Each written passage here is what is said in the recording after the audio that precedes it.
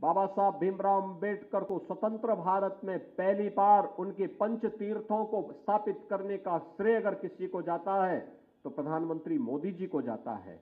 और आज प्रधानमंत्री मोदी जी की प्रेरणा से इसी लखनऊ में अंबेडकर महासभा के आह्वान पर, उनकी मांग पर हम लोग इंटरनेशनल सेंटर की स्थापना का कार्य कर रहे हैं, जहां पर ऑडिटोरियम भी होगा, लाइब्रेरी भी होगी, छात्रों के लिए वहां पर छात्रावास भी होगा, अतिथि गृह भी होगा और बाबा साहब अंबेडकर का भव्य स्मारक भी होगा, जो उनके जीवन के विभिन्न पक्षों को वहां पर चित्रित करते हुए संविधान की ओरिजिनल प्रति भी होगी।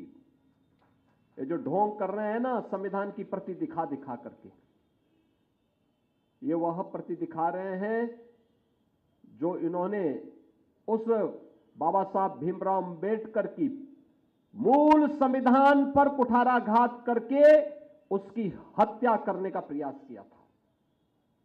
याद करना, किसी भी संविधान की प्रस्तावना उसकी आत्मा होती है।